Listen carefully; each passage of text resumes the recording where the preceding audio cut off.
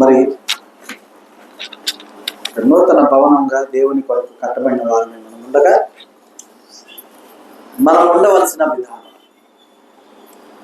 పరిశుద్ధ గ్రంథం. ఎందుకంటే మనం అనేక సమయాల్లోనూ సందర్భాల్లోనూ బాధల్లోనూ ఆనందంలోనూ దుఃఖంలోనూ సంతోషంలోనూ దేవునికి ప్రార్థన చేసేవారుగా మనం ఉంటూ ఉంటాం. అటువంటి సందర్భంలో అయినను మరి దేవుని లేఖనాన్ని అధ్యయనం చేసే సమయంలో అయినను మనం ఎలా ఉండాలి, అది ఎంతటి ప్రాముఖ్యతను సంతరించుకున్నది అనేటటువంటి విషయాన్ని పరిశుద్ధ గ్రంథం నుండి ధ్యానం చేసుకుందాం. చూడమ్మా, అపోస్తలుడైన పౌలు కొరింథీయులకు రాసిన మొదటి పత్రిక 11వ అధ్యాయము 1 నుండి 15 వచనాలు చూడండమ్మా.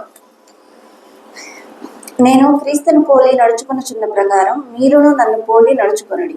మీరు అన్ని విషయముల్లో నన్ను జ్ఞాపకం చేసుకొనుచు నేను మీకు అప్పగించిన కట్టడలను గైకొనుచున్నారని మిమ్మల్ని మెచ్చుకొనుచున్నాను. నేను క్రీస్తుని పోలి నడుచుకొనుచున్న ప్రకారము మీరును నన్ను పోలి నడుచుకొనుడి. మీరు అన్ని విషయములలో నన్ను జ్ఞాపకము చేసుకొనుచు నేను మీకు అప్పగించిన కట్టడల్లో గైకొనుచున్నారని మిమ్మల్ని మెచ్చుకొనుచున్నాను. మరి అపోస్తలుడైన పౌలు గారు రాసినటువంటి పత్రికల్లో ఒక పత్రిక అయినటువంటి పత్రికందు రాయబడినటువంటి మాట్లాడటమా, నేను క్రీస్తుని పోలి నడుచుకొనుచున్న ప్రకారము మీరును నన్ను పోలి నడుచుకోండి. ఎందుకంటే మనము ఒక్కొక్క సందర్భంలో ఎక్కడైనా ఏదైనా ఊరికి వెళ్ళినప్పుడు అన్ని గృహాలు కనుక ఒకే రీతిలో కట్టబడి ఉన్నాయి అనుకోండి, మొదటగా మనకు వచ్చే ఆలోచన ఏంటి? వీరంతా అన్నదమ్ములు అయి ఉంటారు. అవునా కదా? మన ఒంగోలులో ఆ రీతిగా 8 ఇళ్ళు కట్టుకున్నారు. రంగారెడ్డి చెరువు పక్కన వాకర్స్ వాక్ చేస్తారు కదా చెరువు మీద, ఆ పక్కన 8 ఇళ్ళు ఉంటాయి. ఒకే కాంపౌండ్ వాళ్ళు 8 ఇళ్ళు. మరి వాళ్ళ అన్నదమ్ములు లేకపోతే స్నేహితులు నాకు కరెక్ట్ తెలీదు, ఒకే విధంగా ఉంటాయి అన్ని ఇళ్ళు, డూప్లెక్స్ హౌస్లు 8 ఉంటాయి. అంటే ఆ రీతిగా చూడగానే మనం ఏమనుకుంటాం, వీరంతా కూడా ఒకే కుటుంబానికి చెందిన వారు. తర్వాత అది 10 అన్న ఇంకా మించిపోయి ఉంటే ఇదేదో గవర్నమెంట్ కట్టించిన కాలనీ అనుకుంటాం. అవునా అవునా కదా? అయితే ఇక్కడ మనం విషయాన్ని గమనించాలి. యూనిఫామ్ అంటే అర్థం ఏంటి? ఒకే విధమైనటువంటి విధానాన్ని కలిగి ఉన్నటువంటిది అని అర్థం. యూనిఫామ్ అనగానే వెంటనే మన స్కూల్లో వేసుకునేది అనుకోవకండి, ఆఫీస్లో వేసుకునేది అనుకోవకండి. అంటే యూనిఫామ్ అంటే అర్థం ఒకే విధానాన్ని అవలంబించుట, ఒకే రీతిగా కనబడుట. మరి ఆ రీతిగానే నేను క్రీస్తుని పోలి నడుచుకొనుచున్న ప్రకారము మీరును నన్ను పోలి నడుచుకోండి అంటే యాజ్ ఇట్ ఈస్ గా మనం ఏం చేయాలి? ఏ రీతిగా అయితే అపోస్తలుడైన పౌలు గారు క్రీస్తునందు సంచరించి ఉన్నారు, క్రీస్తునందు అనుసరించి ఉన్నారు, అదే రీతిగా మనమంతా కూడా సంచరించవలసిన వారుగా ఉండాలి. ఎందుకంటే ఆయన క్రీస్తు యొక్క ఆరాధన చేసేవారిని, క్రీస్తుని నమ్ముకున్నటువంటి వారిని అనేకులు హింసించేటటువంటి వారై ఉండగా యేసు ప్రభు వారి ప్రేమతో ఆయన హక్కున చేర్చుకొని ఆయనకి ఇచ్చినటువంటి మరి యొక్క అవకాశాన్ని ఆయన ఏం చేశాడమ్మా? సద్వినియోగం చేసుకున్నాడు. అర్థమైందా? మరి మనం కూడా సంవత్సరములు గడుచు ఉండగా మరి యొక్క శ్రమ దినాలు వచ్చినప్పుడు మరలా మనకు ఒక అవకాశం దేవుడు ఇస్తూ ఉన్నాడు. ఎందుకంటే మనం సహజంగా 31st నైట్ అంటే డిసెంబర్ 31st నైట్ చాలా మంది ప్రతిజ్ఞలు చేస్తుంటారు, వీర ప్రతిజ్ఞలు అండి. ఇదిగో ఈ రోజుతో నా పాతదంతా వదిలేసి ఇక రేపటి నుంచి నేను కొత్తగా ఉంటాను. అనేక వ్యసనాలు కలిగిన వారు కావచ్చు, అనేక అలవాట్లు కలిగిన వారు కావచ్చు, అవన్నింటినీ కూడా విడిచిపెట్టేసి మళ్ళా నేను రేపటి నుంచి న్యూ ఇయర్ కాబట్టి కొత్తగా ఉంటాను అనేటటువంటి వాగ్దానాలు చేసుకునేటటువంటి వారుగా ఉంటూ ఉంటారు. అయితే మనం ఎలా ఉండాలి? క్రీస్తులను మనం గొప్పవారు. ఎవరు చూసినా సరే వీరంతా క్రీస్తులో కట్టబడిన వారని నిరూపించుకునే రీతిగా మనం ఉండాలి. ఆ రీతిగా ఉండాలంటే మనం ఎలా ఉండాలి? ఏ రీతిగా అయితే క్రీస్తుని అనుసరించి ఉన్నారో పౌలు గారు, ఆ విధానం అంతా కూడా మనకు వివరించి ఉన్నాడు. అర్థమైంది?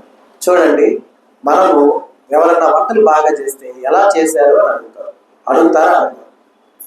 చెప్పమని అడుగుతారా? నేర్పించమని అడుగుతారా? ఎందుకని? రుచిగా ఉంది. మరి అంతటి గొప్ప రుచిని నీవు నీ ద్వారా దేవుడికి అందించవా? అందించాలా వద్దా? అందించాలంటే మనం తెలుసుకోవాలి, నేర్చుకోవాలి. మరి ఏ రీతిగా నేర్చుకుంటామంటే ఈయన చెప్తూ ఉన్నారు, పౌలు గారు ఏ రీతిగా నడుచుకొని ఉన్నారో ఆ యొక్క సమస్తమును ఆలోచించి ఆచరించండి అని చెప్తూ ఉన్నారు. ఎందుకంటే క్రీస్తులో కట్టబడిన వారమే మనం ఉండాలి అంటే కనుక, క్రీస్తుని గొప్ప చేసేవారుగా మనం ఉండాలంటే కనుక మనము ఆ రీతిగా నడుచుకోవడం చాలా ప్రాముఖ్యమై ఉన్నది అనమాట. కనుక గమనించాలి. అయితే దానికి తగినట్టుగా మొదటి విధానాలు చూడండి. ప్రతి పురుషునికి శిరస్సు ఎవరున్నారమ్మా? క్రీస్తు అనియు, స్త్రీకి శిరస్సు పురుషుడనియు, క్రీస్తులకు శిరస్సు దేవుడనియు మీరు తెలుసుకోవాలని మొదట గమనించారు. పురుషులైనటువంటి వారికి శిరస్సు ఎవరు? పురుషులకి క్రీస్తు. స్త్రీలకి శిరస్సు ఎవరు? ఎవరు? పురుషుడే. ఏ పురుషుడు? తమ సొంత పురుషుడు. ఓకేనా? అలాగే క్రీస్తులకు శిరస్సు ఎవరు? దేవుడు. మొదట ఈ మూడు విషయాలు మనం గమనించాలి. అర్థమైందా? మొదట ఈ మూడు విషయాన్ని మనం గమనిస్తూ అనుసరించేవారుగా మనం ఉండాలి. అంటే ఇక్కడ ఒక చిన్న విషయాన్ని గమనించుంటాం. మనం కొన్ని సందర్భాల్లో మన బిడ్డల్ని ఒరే, పోరా, రారా, వాడు, వీడు అని మనం అంటూ ఉంటాం. అవునా కదా? అంటూ ఉంటాం మనం. కాబట్టి మనం మొదట గమనించాల్సిన విషయం, ఆ రీతిగా పురుషుణ్ణి సంబోధించకూడదు. అర్థమవుతుందా? నీ బిడ్డే కావచ్చు, వాడు, వీడు, ఒరే, తురే అని ఎవరిని, ఏ పురుషుణ్ణి కూడా సంబోధించకూడదు. మొదట గుర్తుపెట్టుకోండి. ఎందుకంటే పురుషుడు అనబడేవాడు స్త్రీకి శిరస్సు అయి ఉన్నాడు. ఓకేనా? ఎందుకంటే పురుషుడికి శిరస్సు ఎవరై ఉన్నారు? క్రీస్తు అయి ఉన్నాడు. ఇక్కడ నేను సొంత పురుషుడి గురించి చెప్పట్లా, అందరు పురుషుల గురించి చెప్తున్నా. ఎందుకంటే వేరే పురుషుడిని మనం గనక అలాగ మాట్లాడామంటే ఆ పురుషుని యొక్క శిరస్సు ఎవరు? ఎవరమ్మా? క్రీస్తు. అంటే మనం ఎవరిని అంటున్నట్టు? దండించాలి. దండించకూడదని అనట్లా, గద్దించాలి. అన్నింటినీ వదిలేయండి అని నేను చెప్పట్లా. బెత్తం వాడండి, వాతలు పొంగనీయండి. వాతలు పొంగితే ఏమైనా నష్టం ఉందా? ఉందా? లేదుగా. మార్పుల కొరకే కదా. కాబట్టి బెత్తం వాడాల్సిందే. ఎప్పుడు?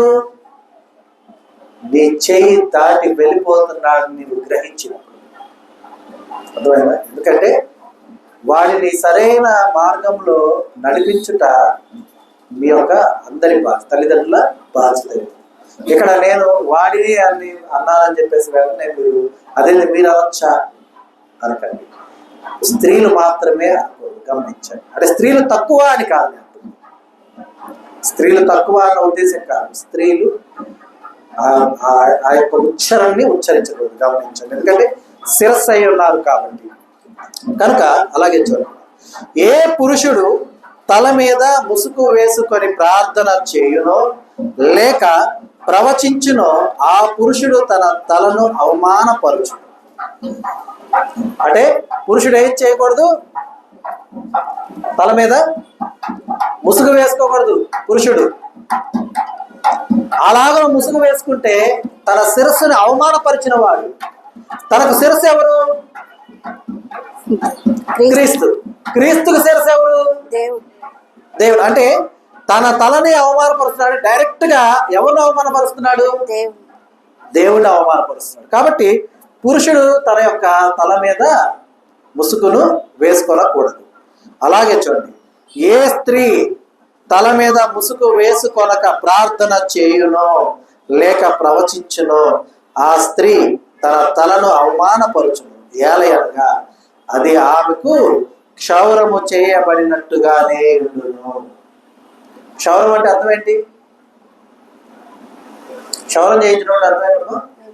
హెయిర్ కటింగ్, కట్ చేసుకోవడం. ఒకవేళ మీలో ఎవరికైనా కనుక నేను తల మీద ముసుగు వేసుకోను, అది నాకు ఇష్టం లేదు అంటే కనుక మొదట మీరు చేయాల్సింది ఏంటిది? పోలీస్ కటింగ్ గురించుకోవాలి. అంటే హెయిర్ అంతా కూడా పురుషులకి ఎలా ఉంటుందో అలాగనే హెయిర్ కట్ చేయించుకోవాలి. అర్థమవుతుందా? ఎందుకంటే తల అంటే స్త్రీకి ఇచ్చినటువంటి ఆ యొక్క శిరోజాలు అంటే వాళ్ళు మళ్ళీ వేరే వాళ్ళు వేరే అమ్మాయిలా, శిరోజాలు అంటే సరోజాలు, శిరోజాలు అంటే జుట్టు. ఓకేనా? సో ఆ యొక్క జుట్టు ఆ స్త్రీకి ఏంటిది? ఘనత. ఎలా ఘనత కూడా నేను చెప్తాను కంటిన్యూషన్లో. ఆ ఘనత ఏ రీతిగా ఘనత వస్తుందో అనేది కూడా నేను చెప్తాను. కాబట్టి మనం మొదట గమనించాలి, స్త్రీ శిరస్సున ఏముండాలి? కంపల్సరిగా ఫ్యాన్ల వరకు ఆపండి, ఫ్యాన్ల వరకు ఆ లైట్లు ఆపండి, అక్కడ లైట్లు ఆపేసేయండి, అక్కడ లైట్లు ఆపండి, ఆ లైట్లు ఆపేసి, ఆ రెండు ఆపేసి.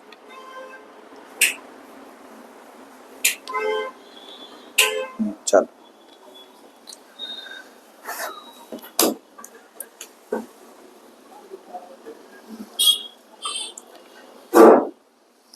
కాబట్టి ఏ స్త్రీ తన శిరస్సున ఆ యొక్క ముసుగు వేసుకొనదో ఆ స్త్రీ తన తలను ఏం చేసింది? అవమానపరిచింది. అవమానపరిచినట్టే అన్నమాట. ఎందుకంటే క్షౌరము చేయబడినట్టుగానే ఉండు. క్షౌరము అనగా గుండు అనే అర్థం, వాస్తవంగా చెప్పాలంటే. హెయిర్ కటింగ్ అని కాదు, గుండు అనే అర్థం. అర్థమైందా? ఒక స్త్రీకి మన పురాతన రోజుల్లోకి వెళ్దాం. ఒక స్త్రీ గుండె ఎప్పుడు చేయించుకుంటుంది అంటే మొక్కుబళ్ళ విషయం కాదు చెప్తుంది. నార్మల్గా ఒక స్త్రీ గుండె ఎప్పుడు చేయబడుతుంది? మిస్టేక్ చేసినప్పుడు పనిష్మెంట్ అంటే ఒక స్త్రీ ఏదన్నా పొరపాటు చేసినప్పుడు శిక్షకి గుర్తుగా గుండు గీస్తారు కదా. మరి జుట్టు పెంచుకొని ఆ రీతిగా ముసుగు వేసుకోలేకపోతే ఆ స్త్రీ అవమానపరిచిన విధానాన్ని గమనించాలి. ఎందుకంటే క్షౌరము చేసిన విధానాన్ని మనం ఇక్కడ చూస్తున్నాం. చూడండి, క్షౌరము చేయబడినట్టుగానే ఉండును. స్త్రీ ముసుగు కొనని ఎడల ఆమె తల వెంట్రుకలు కత్తిరించుకోవాలి. దాన్ని చెప్పారు కదా, నాకు ముసుగు వేసుకోవడం ఇంట్రెస్ట్ లేదు అంటే ఏం చేయాలమ్మా? తన తల వెంట్రుకలు కత్తిరించుకొనవలను. కత్తిరించుకొనటైనను క్షౌరము చేయించుకొనటైనను స్త్రీకి అవమానమైతే ఆమె ముసుగు వేసుకొనవలను. హెయిర్ కట్ చేయించుకోవడానికైనా గుడ్డు చేయించుకోవడానికైనా స్త్రీకి కనుక అవమానం అయితే ఆ స్త్రీ ఏం చేయాలమ్మా? ముసుగు వేసుకోవాలి. చాలా ప్రాముఖ్యమైనటువంటి విధానం. మనం చాలా స్త్రీలు అనగానే పెద్దవాళ్ళు కాదు, మా చిన్నపిల్లలు కూడా, చిన్నపిల్లలైనా సరే స్త్రీయే. ఆ చిన్న బిడ్డకు జుట్టు కనుక అంటే జడ వచ్చినంత జుట్టు కనుక ఉంటే ఆ బిడ్డ కూడా శిరస్సున ఏమేయాలి? ముసుగు వేసుకోవాలి. అది కంపల్సరీ. కాబట్టి గమనించాలి.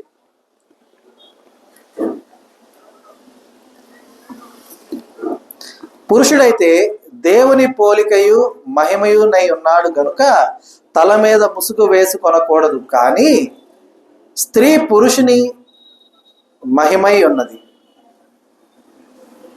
కాబట్టి పురుషుడైతే దేవుని పోలికయు మహిమయునై ఉన్నాడు కనుక తల మీద ఏం వేసుకోకూడదమ్మా? ముసుగు వేసుకొనకూడదు. కానీ స్త్రీ పురుషుని మహిమై ఉన్నది. ఏలయనగా స్త్రీ పురుషుని నుండి కలిగినే గాని పురుషుడు స్త్రీ నుండి కలగలేదు. మరియు స్త్రీ పురుషుని కొరకే గాని పురుషుడు స్త్రీ కొరకు సృష్టింపబడలేదు. అర్థమైందా? అంటే ఒక పురుషుడికి స్త్రీ ఎలా ఉన్నది? పురుషుడికి స్త్రీ ఎలా ఉంది?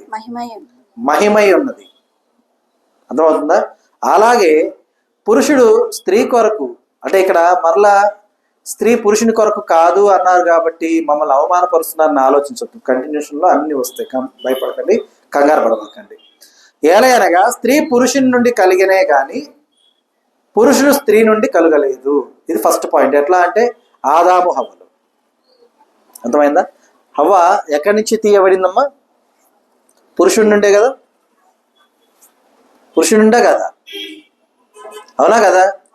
కాబట్టి పురుషుని నుండి మాత్రమే స్త్రీ తీయబడినది, గమనించండి. అయితే మరియు స్త్రీ పురుషుని కొరకే గాని పురుషుడు స్త్రీ కొరకు సృష్టింపబడలేదు. ఇందువలన దేవదూతలను బట్టి అధికార సూచన స్త్రీకి తల మీద ఉండవలెను.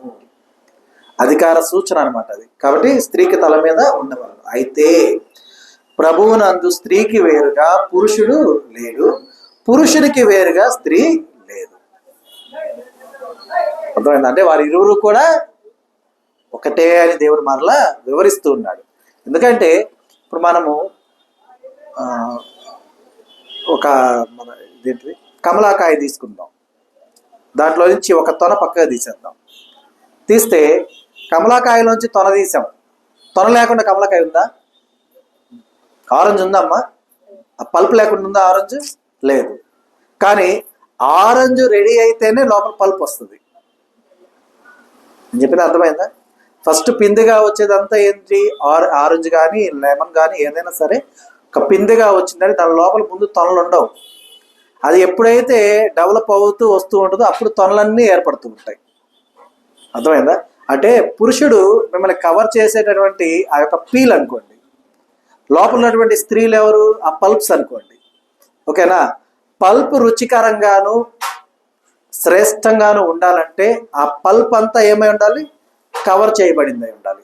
మన దగ్గర ఎక్కడ చెట్లు కనుక నిమ్మ చెట్టు కానీ ఏదైనా ఆరెంజ్ చెట్టు కానీ ఉంటే ఆ చెట్టుకు కాసిన కాయ కనుక ఉంటే ఒక పని చేయండి, వెళ్ళి ఒక కాయకి ఒక సైడ్న ఒక పీల్ అంతా ఒక పల్ప్ కనిపించేంత పీల్ తీసేయండి.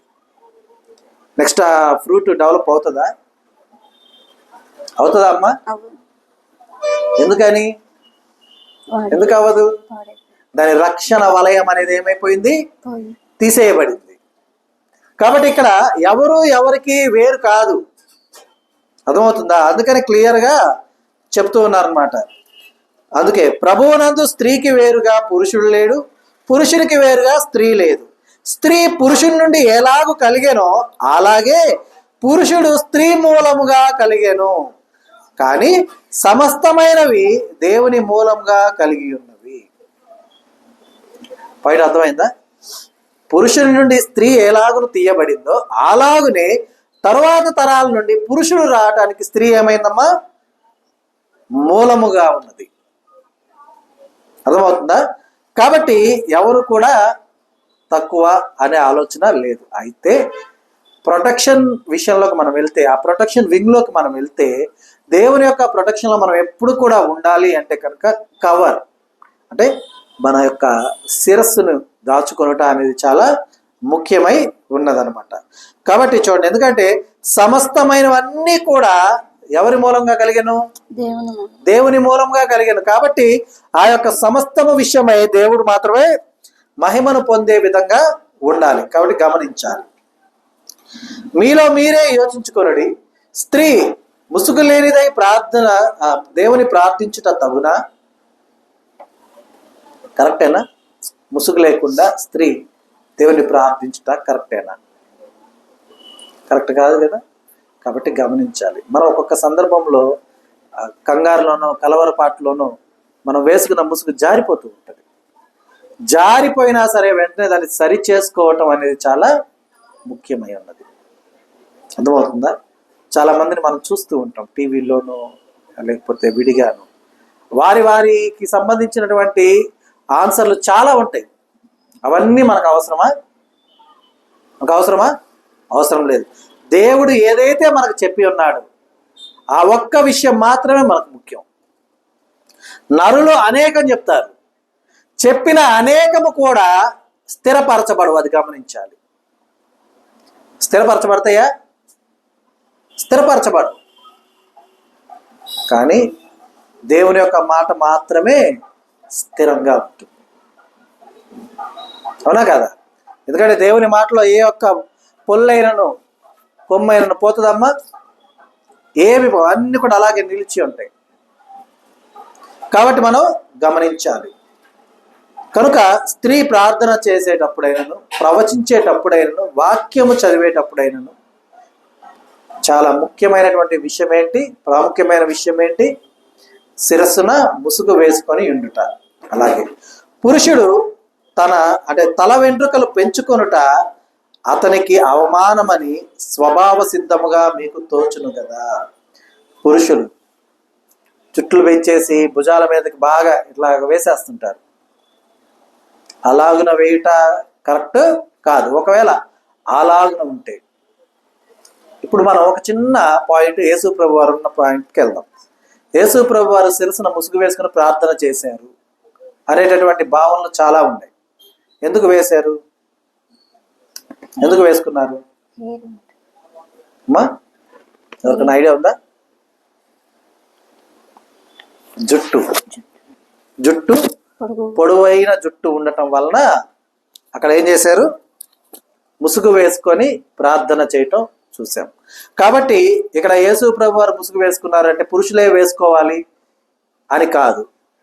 పురుషులు వేసుకోవాలి అంటే వారి జుట్టు ఎలా ఉండాలి? పొడవుగా ఉండాలి. అలాగనే ఉంటే వారు ముసుగు లేకుండా వారు కూడా ఉండకూడదు, గమనించాలి. అలాగనే చూడండి అమ్మా, స్త్రీకి తల వెంట్రుకలు పైట చెంగుగా ఇయ్యబడెను గనుక ఆమె తల వెంట్రుకలు పెంచుకొనుట ఆమెకు ఘనము. అర్థమైందా? పైట చెంగుగా ఇవ్వబడెను. పైట చెంగు అంటే ఏంటి? ఒక స్త్రీకి ఏంటది ఏమా? తన యొక్క పరువుని కాపాడేది పైట చెంగు. అర్థమవుతుందా? అంటే కొంచెం వివరిస్తాను, ఎవరు కూడా రాంగ్గా తీసుకోవాకండి. ఇప్పుడు స్త్రీ వెనక అంటే వెనక వైపుకి వదిలేస్తుంది అనుకోండి, ఆ వెనుక వైపుకి వచ్చినటువంటి ఆ జుట్టు అంతా ఏం చేస్తుంది? ఆమె వెనుకున్నటువంటి భాగాన్ని అంతా కవర్ చేసేస్తుంది, అంటే బయటకు కనపడకుండా. అవునా? అప్పుడు ఏమవుతుంది? ఆమెను ఎవరు కూడా ఇంకొక ఉద్దేశంతో చూసే అవకాశం ఉండదు. అలాగే ఆ స్త్రీ జుట్టు ముందుకు వేసేసుకుంది అనుకోండి, ముందంతా కూడా కవర్ చేసేస్తుంది. అవునా? కవర్ చేసేయటం వల్ల ఆమెకి ఎలా ఉంటుంది అంటే ఎదుటి వారికి ఎలా ఉంటుంది? ఆమె అవమానపరచబడదు. అర్థమైందా? మనము ఎవరన్నా కనుక వారి యొక్క వస్త్రధారణ విచిత్రంగా ఉండి అర్ధనగ్నంగా కనుక వారు తిరుగుతుంటే మనం ఏమంటాం? ఏందమ్మా ఇలా తిరుగుతుందేమో, సిగ్గే లేదు అంటాం. అనరా? చాలా అందంగా ఉందంటారా? అబ్బాయిలు అంటారులే, పురుషులు అంటారు, వారి సంగతి తీసేయండి. స్త్రీలు ఏమంటారు? ఎంతగా తెగించిందమ్మా, ఏందమ్మా బరి తెగించింది అంటారా? అనరా? అనుకున్న మెచ్చుకుంటారా? ఈ డిజైనర్ యాడ్ చేయించావు, డిజైనర్ ఎవరు, ఏ షాప్లో కొన్నావు అంటామా? అనేవాళ్ళు ఉన్నారా? అనేవాళ్ళు ఉంటారు, ఉండకుండా ఉండరు. వారంతా ఎవరు? వారి కోవకు చెందినవారు. కానీ నిజంగా వారి యొక్క అంటే పవిత్రమైన సమస్తమును దాచుకునే వారుగా ఉన్నటువంటి వారు ఏం చేస్తారమ్మా? ఆ స్త్రీని అసహించుకుంటారు. అవునా? కాబట్టి గమనించాలి. స్త్రీకి తల వెంట్రుకలు పైట చెంగుగా ఇయ్యబడిన కనుక ఆమె తల వెంట్రుకలు పెంచుకున్నట్టు ఆమెకు ఘనమైనది. కాబట్టి నీవు క్రీస్తు ముందు ఏం చేస్తున్నావు? నీ ఘనతను తగ్గించుకుంటున్నావు. అర్థమైందా? అయ్యా, నాకు ఘనంగా నువ్వు ఇచ్చినటువంటి ఈ యొక్క జుట్టును నేను ఘనత వహిస్తూ ఉన్నాను, కాబట్టి ఇది నీ ముందు నేను ఘనతను చూపించేది కాదు కనుక నేను వాటిని దాచుకుంటున్నా అని చెప్పేసి చెప్తారు. మీరు ఇప్పుడు కూడా మనం గనక నార్త్ ఇండియా సైడ్కి వెళ్తే పెళ్ళైన ప్రతి స్త్రీ తన శిరసున ముసుగు వేసుకుంటుంది. తెలుసా ఎవరికన్నా? ఎందుకు? అది తన యొక్క పురుషునికి తనకన్నా పెద్దవారికి ఇచ్చేటటువంటి గౌరవం. అర్థమైందా? చూడండి, మనం అనుకోవచ్చు ఇప్పుడు పరిశుద్ధ గ్రంథమందు లిఖితమైనటువంటి సమస్తమును మనం గమనిస్తున్నాం. ఓకే, మరి ఈ యొక్క బాధ్యత వారికి వివరించింది ఎవరు? ఎవరైనా వివరించి ఉంటారా? ఉండరుగా. కానీ కొన్ని ఏంటంటే మన యొక్క పెద్దలు కట్టుబాట్లు ఏ రీతిగా పెట్టి ఉన్నారో ఆ కట్టుబాట్లన్నీ కూడా ఒకానొక సమయమున క్రీస్తు చెప్పిన సమస్తములో మిళితమై ఉంటాయి. అర్థమవుతుందా? కనుక మనం గమనించాలి. ఘనత వహించేటటువంటి వారైన మీరు దేవుడు మీకు ఇచ్చినటువంటి ఘనతను మీరు ఘనంగానే చూసుకోవాలి. అర్థమైందా? దాన్ని అవమానపరుచుకునేవారుగా ఉండకూడదు. కాబట్టి గమనించండి. కనుక మనము ఏ రీతిగా అయితే పౌలు గారు క్రీస్తుని పోలి నడుచుకొని ఉన్నారో మనం కూడా ఆ రీతిగా నడుచుకునేటటువంటి వాటిలో ప్రాముఖ్యమైనటువంటి విధానం ఏమై ఉన్నదమ్మా? మొదట మన యొక్క శిరస్సును చూసుకునే విధానం. అర్థమైందా? మన శిరస్సు ఎలా ఉండాలి? దేవుని కనుదృష్టి ఎదుట కవర్ చేయబడిందై ఉండాలి. అర్థమవుతుందా? కనుక అలాగనే చూడండి అమ్మా. ఇప్పుడు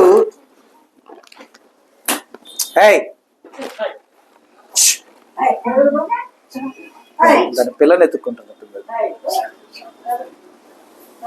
వెళ్ళిపోద్దు. సరే సరే, ఇటు వచ్చి పంపించి వెళ్ళిపోద్ది అది. అది దాని పిల్లని ఎత్తుక్కుంటుంది అది. అలాగే చూడమ్మా, అదే అధ్యాయము. ఇప్పుడు ప్రాముఖ్యమైనటువంటి విధానాన్ని మనం గమనిద్దాం. ఎందుకంటే మనం చాలా మందిని ఎలాగ ఉంటున్నాము ఏంటి అనేది కూడా మనము ఆలోచిద్దాం కొన్ని విషయాల్లో. 23 నుండి 31 వచనాలు చదవండి. చిన్నపిల్లలు బాగా ఆలకించండి. చిన్నపిల్లలు జాగ్రత్తగా ఆలకించండి. నేను మీకు అప్పగించిన దానిని ప్రభువు వలన పొందితిని. ప్రభు అయిన యేసు తాను అప్పగింపబడిన రాత్రి ఒక రొట్టెని ఎత్తుకొని కృతజ్ఞతాస్థుతులు చెల్లించి దానిని విరిచి, ఇది మీ కొరకైన నా శరీరము, నన్ను జ్ఞాపకం చేసుకొనుటకై దీనిని చేయుడని చెప్పెను.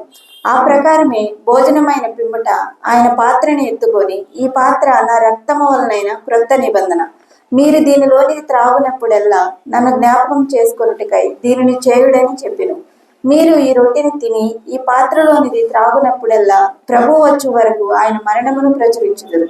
కాబట్టి ఎవడు అయోగ్యముగా ప్రభు యొక్క రొట్టెని తినునో లేక ఆయన పాత్రలోనిది త్రాగునో వాడు ప్రభు యొక్క శరీరమును గూర్చియు రక్తమును గూర్చియు అపరాధి యగును. కాబట్టి ప్రతి మనుష్యుడు తన్ను తాను పరీక్షించుకొనవలెను. అలాగు చేసి ఆ రొట్టెని తిని ఆ పాత్రలోనిది త్రాగవలెను. ప్రభు శరీరమని వివేచింపక తిని త్రాగువాడు తనకు శిక్షావిధి కలుగుటకే తిని త్రాగుచున్నాడు. ఇందువలనే మీలో అనేకులు బలహీనులను రోగులనై ఉన్నారు, చాలా మంది నిద్రించుచున్నారు. అయితే మనల్ని మనమే విమర్శించుకొని ఎడల తీర్పు పొందకపోదుము. మరి చదవబడిన లేఖన భాగాన్ని మనం గమనిస్తే, క్రైస్తవ జీవితంలో క్రీస్తును కలిగినటువంటి వారు ఎవరైతే ఉన్నారో వారు ఈ యొక్క ఆరాధన దినమందు ఈ పనుల్లో పాల్పంపుడు పొందుటకు ఎంతో ప్రయాసపడేవారుగా అనేకులు ఉన్నారు. అర్థమవుతుందా? కాబట్టి చూడండి, ఇది ఎంత ప్రశస్తమైనదో చూడండి. నేను మీకు అప్పగించిన దానిని ప్రభు వలన పొంది తిని. ప్రభు అయిన యేసు తాను అప్పగింపబడిన రాత్రి ఒక రొట్టెను ఎత్తుకొని కృతజ్ఞతాస్తుతులు చెల్లించి దానిని విరిచి, ఇది మీ కొరకైన నా శరీరము, నన్ను జ్ఞాపకము చేసుకున్నట్టుగా దీన్ని చేయుడని చెప్పాను. అంటే యేసు ప్రభు వారు తనను తాను అప్పగించుకోబోతున్నటువంటి ఆ రాత్రి ఆయన ఏం చేశారు? ఒక రొట్టెను ఎత్తుకొని కృతజ్ఞతాస్తుతులు చెల్లించి మన కొరకు విరిచిచ్చారు. విరిచిస్తూ ఏమన్నారు? ఇది నీ కొరకైన నా శరీరము.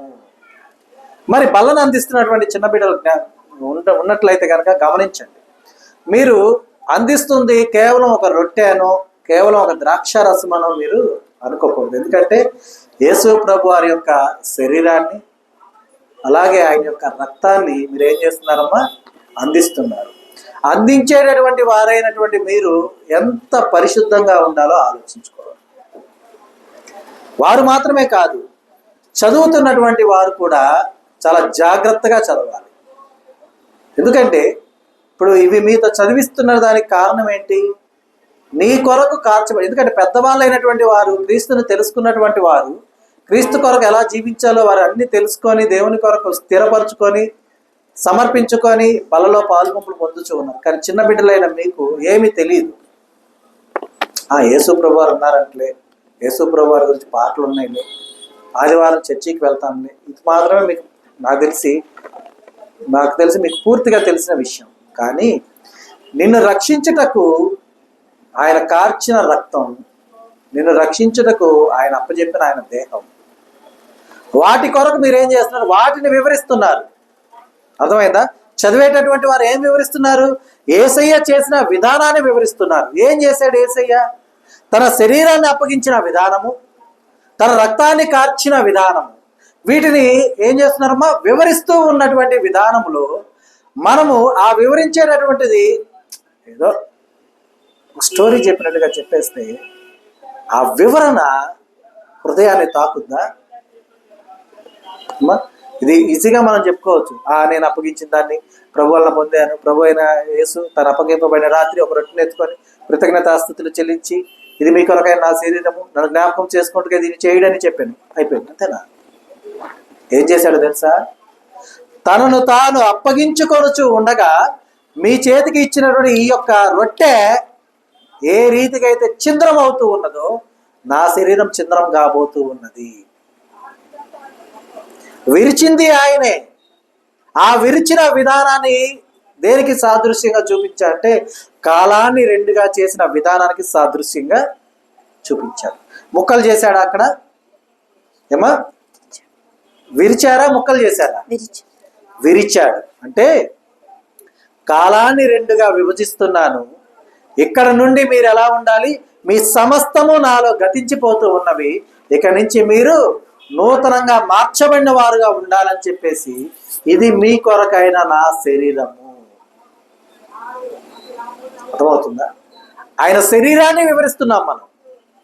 ఏ రీతిగా ఆయన ఏ రీతిగా ఛిద్రం చేసి ఉన్నారు, ఏ రీతిగా ఛిద్రమై ఉన్నదో ఆ విధానాన్ని వివరించేటటువంటి ఆ విధానం ఎలా చెప్పాలి? హృదయాంతరంగంలోంచి రావాలి చదువుతున్నటువంటి ఆ యొక్క లేఖన భాగం. తెలుసా, నేను మీకు అప్పగించిన దానిని ఎవరు అప్పగించారు? అక్కడ ఇక్కడ అప్పగిస్తే ఇక్కడ చెప్తున్నటువంటి వారు ఎవరు చెప్తున్నారు? ఇక్కడ చెప్తున్నది ఎవరు? ఇక్కడ చెప్తున్నది ఎవరు? అపోస్తులైన పౌలు గారు చెప్తున్నారు. ఏమని? నేను మీకు అప్పగించిన దానిని ఎవరి వల్ల పొందాను? ప్రభు వల్ల పొందాను నేను. ఎందుకంటే ఆ ప్రభువు నాకు అప్పచెప్పాడు. ఎలాగ వచ్చిందో తెలుసా నా చేతికి? అది ప్రభు అయిన యేసు తాను అప్పగింపబడిన రాత్రి ఒక రొట్టెను ఎత్తుకొని కృతజ్ఞతాస్తుతులు చెల్లించి దానిని విరిచి, ఇది మీ కొరకైన నా శరీరము, నన్ను జ్ఞాపకం చేసుకున్నట్టుకై దీన్ని చేయుడని చెప్పారు. రొట్టె పట్టుకొని వెళ్తున్నటువంటి సహోదరులు క్రీస్తుని పట్టుకున్నారని గమనించండి. క్రీస్తు దేహాన్ని పట్టుకొని అందిస్తున్న సంగతి గమనించండి. ఆ యొక్క రొట్టెలో పాలిభాగస్తులు అవుతున్నటువంటి వారు మీరు పట్టుకుంటుంది ఎవరో ఒకరు కాల్చినటువంటి రొట్టె కాదు, ఎవరో ఒకరు తయారు చేసినటువంటి రొట్టె కాదు. క్రీస్తు శరీరానికి సాదృశ్యమైనటువంటి ఆయన దేహాన్ని మీరు ఆ దేహంలో పాలిభాగస్తులు అవుతున్నారు. అర్థమైందా? పాలిభాగస్తులు అవుతున్న మనము ఆ యొక్క దేహంలో చేతులు వేయిచి ఉండగా ఆ యొక్క ప్రశస్తమైన శరీరము, నాలో ఉన్నటువంటి సమస్త బలహీనతలను తీసివేసే శరీరము, నాలో ఉన్నటువంటి పాప రుగ్మతలను మాపు చేసేటటువంటి ఆ శరీరము, ప్రాయశ్చిత్తమైనటువంటి శరీరము నేను స్వీకరిస్తూ ఉన్నాను. కాబట్టి నేను ఒకవేళ ఈ దినమున అయోగ్యంగా ఉంటే కనుక మరి ఒక దినమున నేను స్వీకరించబోతున్న సమయమందు నేను యోగ్యత కలిగిన వారై ఉండుటకు, నన్ను నేను స్వపరిశీలన చేసుకొని చేతిని వేసేవారుగా ఉండుటకై నాలో ఉన్న సమస్తమును కూడా పరిశోధించుకోవటానికి చాలిన జ్ఞానంతో నింపమని వేడుకోవాలి. అర్థమవుతుందా? ఏదో చెయ్యి వేసాం తుంచుకోవడం తిన్నాం కాదు. ఆయన దేహంలో నీవు చెయ్యి వేస్తున్నావు.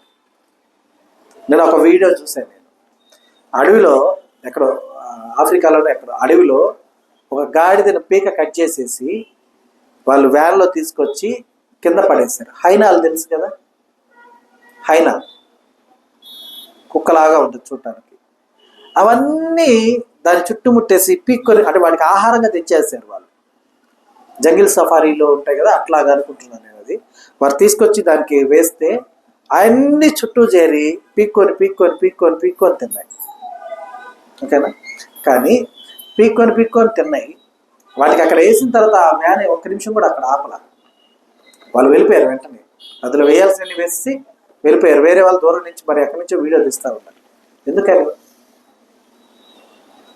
ఆ వాటికి చాలకపోతే అవి తినేదాకా అక్కడే ఉన్నా అనుకోండి, అందించిన వాటిని కూడా తినవా? తినవా? అయితే ఇక్కడ మనం ఒక విషయం గమనించాలి. క్రీస్తు దేహంలో పాలిభాగస్తులు అవుతున్నాం. ఒకవేళ మనం కనుక అయోగ్యతతో మనం పాలుపంపులు పొందుతూ ఉంటే కనుక నిజంగా ఆ హైనాలకి మనకు తేడా ఉంటుందా? ఉంటుందమ్మా? నా కొరకు మన కొరకు క్రీస్తు తన దేహానికి సాదృశ్యమైన రొట్టెను మనకు అందించి ఉండగా మనలో ఉన్నటువంటి సమస్తమును తీసివేసి మనము బలహీనత లేకుండా బలవంతులుగా ఉంటూ అపవాదిని ఎదుర్కొంటూ ఆయన బిడ్డలుగా, ఆయన సాక్షులుగా ఈ లోకమందు మనము గొప్ప సాక్ష్యాన్ని పొందుకొనుటకై ఈ యొక్క విధానాన్ని మనకు అప్పగించి ఉండగా మనం ఎందుకని ఈ యొక్క విధానాల్లో పడిపోతూ ఉన్నాం, ఫైనల్ వేసుకుంటాం. కనుక మనం గమనించాలి, ప్రతి విషయమందు కూడా మనల్ని మనం స్వపరిశీలన చేసుకోవాలి. అందించే వారైనను చదువుతున్న వారైనను చాలా జాగ్రత్తగా చదవాలి, చాలా జాగ్రత్తగా ఉండాలి. అర్థమవుతుందా? కనుక ఎందుకంటే ఎక్కడి నుంచో వచ్చిన పిండి నుంచి తీసినటువంటి రొట్టె కాదు అది. అదంతా ప్యాకెట్లో ఉన్నప్పుడు మాత్రమే, లేదంటే ప్యాకెట్లో అది రొట్టెగా చేసే వరకు మాత్రమే, లేదంటే చేసింది మందిరానికి లోపలికి వచ్చేటటువంటి అడుగు దూరం వరకు మాత్రమే. లోపలికి వచ్చిన తర్వాత ఏమైపోయింది? ప్రభువు దేహమై ఉన్నది. కాబట్టి గమనించాలి, బల్ల అందించేవారు సైతము, అలాగే బల్ల గురించి చదివేవారు సైతము చాలా పరిశుద్ధతతో ఉండాలి, చాలా జాగ్రత్తగా ఉండాలి. కాబట్టి గమనించాలి. ఆ ప్రకారమే భోజనమైన పిమ్మట ఆయన పాత్రను ఎత్తుకొని, ఈ పాత్ర నా రక్తం వలన క్రొత్త నిబంధన, మీరు దీనిలోని త్రాగునప్పుడల్లా నన్ను జ్ఞాపకం చేసుకుంటే దీన్ని చేయడని చెప్పాను. ఈ పాత్ర నా రక్తం వలన క్రొత్త నిబంధన. ఏంటి ఆ క్రొత్త నిబంధన అంటే, రెండుగా చేశారు కదా, రొట్టెను రెండుగా చేసి ఇచ్చారు, అమ్మా విరిచి ఇచ్చారు. క్రొత్త నిబంధన ఏంటి అంటే, ఇదిగో నీ సమస్తము గతించిపోయింది, ఇక ఇదిగో నా రక్తంలో పాలిభాగస్తులు అవుతున్నావు కదా, ఇక మీదట ఏ పాపము చెయ్యక ఉండుము, ఇక మీదట ఏ దోషారోపణ నీ మీదకి రాకుండా చూసుకుని, నువ్వు స్వీకరించుచూ ఉన్న సమయమందు ఆ సమయానికి ముందున్నటువంటి సమస్తము కూడా కొట్టివేయబడుటకై నేను కార్చిన రక్తం అది. అర్థమవుతుందా? ఎందుకంటే నీ యొక్క విమోచన క్రయధనం అది. నిన్ను విమోచించుటకు అపవాది అడిగింది ఏంటి? రక్తం. ఇక్కడ ఎంతమంది ఉన్నామమ్మా? ఎవరన్నా తప్పు చేస్తే ఎవరన్నా పిలిస్తే ఇదో నీ రక్తాన్ని ఇస్తే నీ బిడ్డను తీసుకెళ్ళన్నారు అనుకో, ఎంతవరకు రక్తం కారుస్తాం? ఓర్పుకున్నంత వరకు కారుస్తాం. ఇక పూర్తిగా మొత్తం ఉన్న ప్రతి చుక్క ఇచ్చేమంటే ఇస్తామా? నువ్వు ఎట్లా ఇవ్వో నేను చూస్తాను అంటామా? అనమా? అని వెళ్తాం. కానీ ఏసై ఆ మాట అనలేకనా, నా బిడ్డలు నువ్వు ఎలా విడిచిపెట్టవో చూస్తాను అని యేసు ప్రభువు అనలేకనా రక్తం చిందించింది. అనలేకనా? గమనించాలి, ఆయన ఎంత సౌమ్యుడో అంత పరాక్రమశాలి. ప్రకటన గ్రంథంలో ఆయన యొక్క విధానాన్ని మనం చూడొచ్చు, యేసు ప్రభు వారి యొక్క శౌర్యాన్ని చూడొచ్చు, పరాక్రమాన్ని చూడొచ్చు. కానీ నీ కొరకు, నా కొరకు, మనందరి కొరకు ఆయనకు ఉన్నటువంటి ఆ యొక్క పరాక్రమాన్ని ఆయన పక్కన పెట్టాడు. కనుక గమనించండి, మనము ఏ రీతికి అయితే బలలో పాల్పంపులు పొందుచు ఆ రక్తాన్ని స్వీకరిస్తున్నాము, ఆ రక్తము రెండుగా విభజించండి. రెండుగా అంటే ఎలా అంటే, ఒకరు చేతులు కడుక్కున్న వారు, మరి ఒకరు మా మీదకి, మా కుటుంబం మీదకి రగులు కొన్నుగాక అన్నవారుగా భావించండి. నువ్వు నిజంగా యేసయ్య నా కొరకు రక్తం చిందించాడు అని నీవు నిజంగా భావించి ఉంటే, ఏ రీతిగా అయితే ఆ యొక్క పిలాతు చేతులు కడుక్కున్నాడు ఆ రీతిగా జీవించాలి మరుసటి రోజు నుంచి, మరుక్షణం నుండి. అలాగన కాక నీ ఇష్టానుసారంగా జీవిస్తే కనుక ఆయన మాట చెప్పినప్పుడు ఎదుటివారు ఏమన్నారు? మా కొరకు బరబ్బాని విడిచిపెట్టు, ఆయనది నిరపరాధ రక్తం అంటున్నావు కదా, ఆ రక్తాపరాధము దోషము మా మీదకి, మా కుటుంబం మీదకి వస్తే వచ్చిందిలే అన్నవారుగా ఉన్నారు. అంటే లెక్కలేని తనముతో ఉన్నటువంటి వారుగా ఉంటారు. మరి మనం అలాగే ఉన్నామా? ఉన్నామమ్మా? ఉండకూడదు. ఎందుకంటే నీవెవరో తెలియకుండానే, నీ కొరకు ఏ అవసరం లేకుండానే, నీవు ఆయన్ని గుర్తించక ముందే నీ కొరకు ఆయన రక్తాన్ని చిందించారు. కాబట్టి గమనించారు. కనుక చూడండి, మీరు ఈ రొట్టెను తిని ఈ పాత్రలోని త్రాగినప్పుడల్లా ప్రభు వచ్చే వరకు ఆయన మరణమును ప్రచురించుదురు. అంటే నా కొరకు ప్రభు వచ్చే వరకు అంటే ఎప్పటి వరకు అమ్మా? నా కొరకు కార్చబడ్డ రక్తము, నా కొరకు ఇయ్యబడ్డ శరీరము నేనేం చేయాలి? నా బాధ్యత ఏంటి? ప్రచురించాలి. ఎప్పటి వరకు? నేను మరణించిన క్రీస్తు వచ్చే వరకు. క్రీస్తు ఎప్పుడు వస్తాడు? నేను మరణించిన మన యొక్క అంచె అంటే ఎవరికి వారి యొక్క చివరి క్షణము ఎప్పుడు? అప్పుడు క్రీస్తు వారి కొరకు వస్తాడు. ఎవరి కొరకు? వారి కొరకు. అంటే నా యొక్క బాధ్యత ఏంటి? నా జీవిత కాలం అంతయు కూడా నేను పొందినటువంటి ఆ యొక్క శరీరము గురించి, రక్తమును గురించి ప్రచురపరచాలి. ఆయన మరణమును ప్రచురించాలి. ఎందుకని? నా కొరకు, నన్ను రక్షించడం కొరకు ఆయన చేసినటువంటి గొప్ప త్యాగం నా తల్లి చేయలేదు, నా తండ్రి చేయలేదు, నా తోడ పుట్టిన వారు చేయలేరు, నా స్నేహితులు చేయలేరు, నా బిడ్డలు చేయలేరు. చేయగలరా? చేయలేరు. ఎవరూ చేయని దానిని ఆయన మాత్రమే చేశాడు. కాబట్టి ఆ విధానాన్ని మనము గమనించాలి.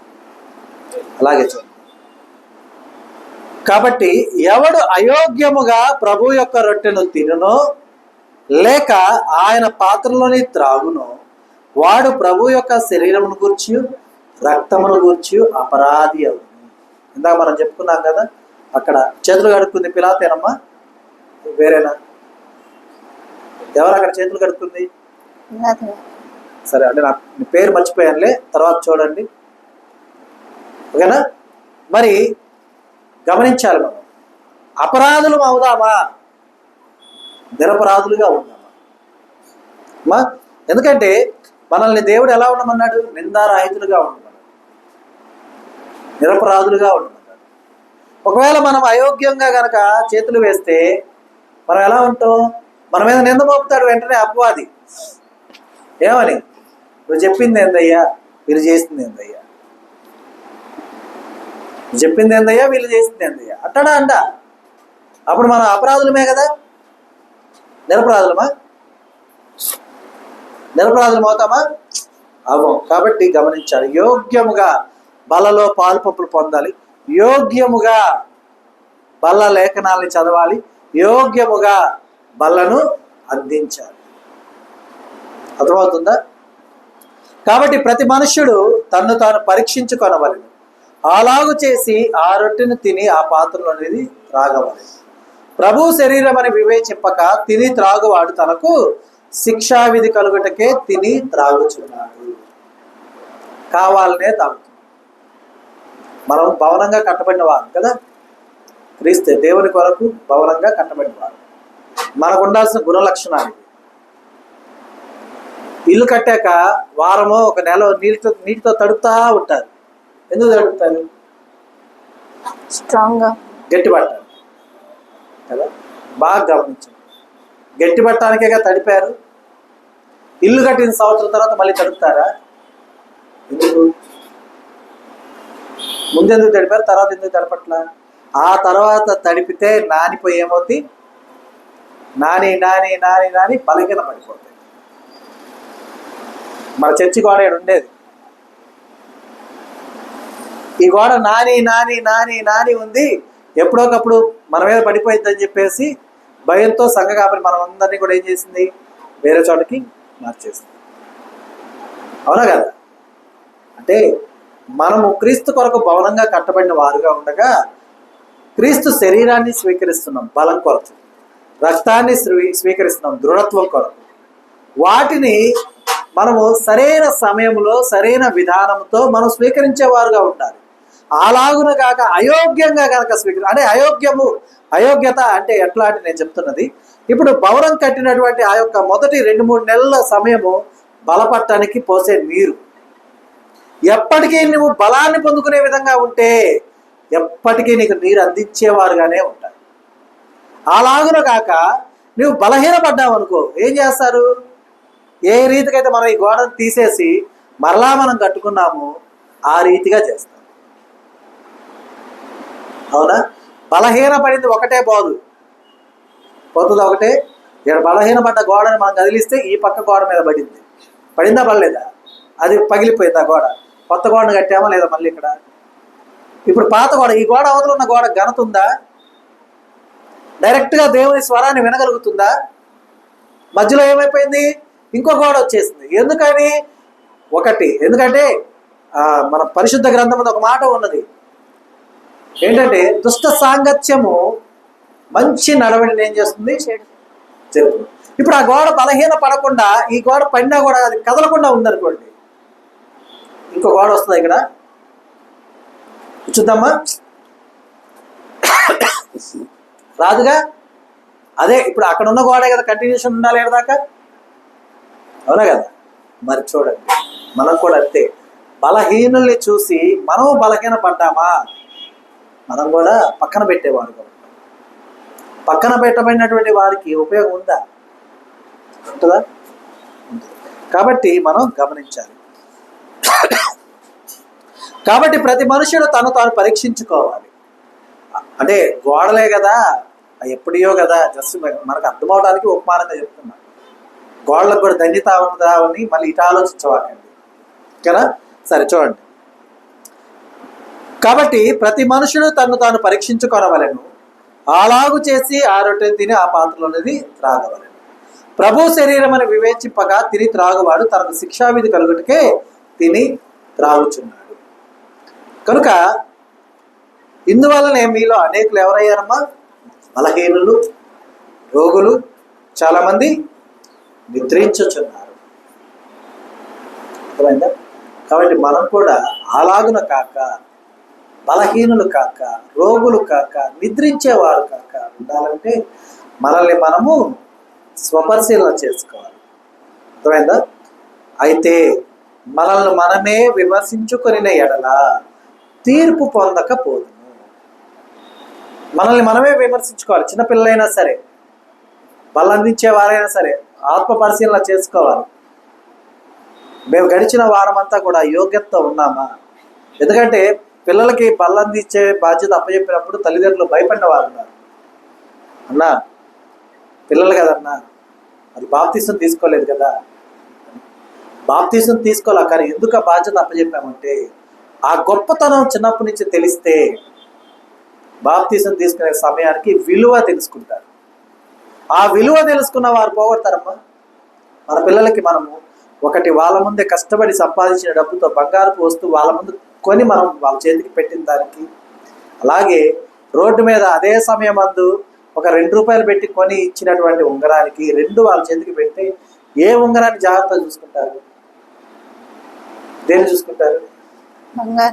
బంగారుదేగా. ఎందుకని? వాళ్ళ కళ్ళ ముందు కనపడింది ఎంత విలువ ఉందో దానికి. అలా కాకుండా వాళ్ళ ఇంట్లో ఉండి వాళ్ళకి తెలియకుండా మనమే కొనుక్కొచ్చి చేతికి పెట్టామనుకో, ఇనపదైనా బంగారపదైనా 2 ఒకటే కదా వాళ్ళకు. అవునా కదా? అవునంటారా కాదంటారా? విలువ తెలిస్తే ఇది ఇంతనా జాగ్రత్తగా చూసుకోవాలి. ఓకే, ఇది తల్లిదండ్రులు సంపాదించి ఇప్పించినటువంటి దానికి ఉంటే కలిగే విలువ. అదే వాళ్ళనే కష్టపెట్టి వాళ్ళనే సంపాదించేలా చేసి అదే సంపాదనతో వాళ్ళకి ఇస్తే ఇక అది వారి చేతి నుంచి వారి నిద్రలో ఉన్న పోయిద్దా? కాదుగా. ఆ గుర్తింపు రావాలి. అర్థమవుతుందా? కాబట్టి మనల్ని మనమే విమర్శించుకున్న ఎడల తీర్పుని పొందకపోతాం.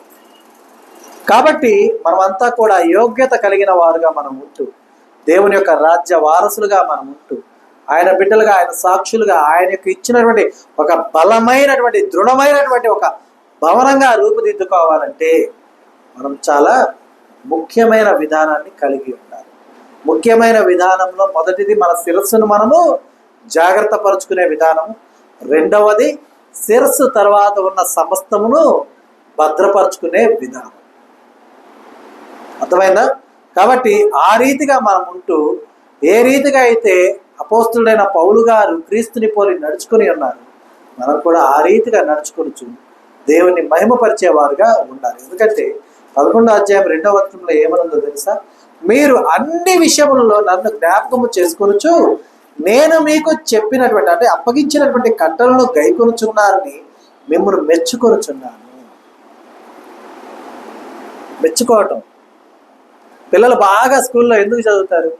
టీచర్ మెచ్చుకుంటారు. పిల్లలు ఇంట్లో బాగా పనులు ఎందుకు చేస్తారు? తల్లిదండ్రులు మెచ్చుకుంటారు కదా. మెచ్చుకుంటారన్నా మెచ్చుకోలేరు. మెచ్చుకోకుండా తిడతా ఉంటే చేస్తారమ్మా? చేయం కదా. కాబట్టి మనం గమనించాలి.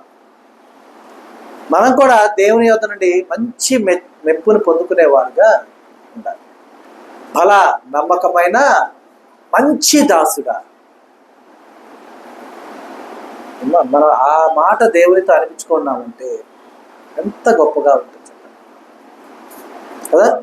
కాబట్టి ఆ విషయాన్ని మనం గమనించి ఆ రీతిగా మనం ఉంటూ దేవుని నామానికి మహిమ తెచ్చేవారుగా మనం ఉండాలి.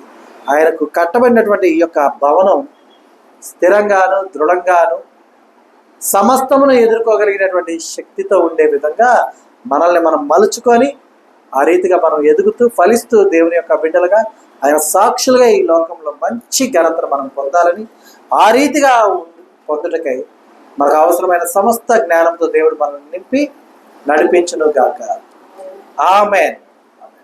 ఈ దినము దేవుడు మాకు అనుగ్రహించిన తన సత్యవాక్కును బట్టి దేవునికి కృతజ్ఞతాస్తుతులు చెల్లిస్తున్నాను. దేవుడు తన వాక్యమును దీవించును గాక. ఆమేన్.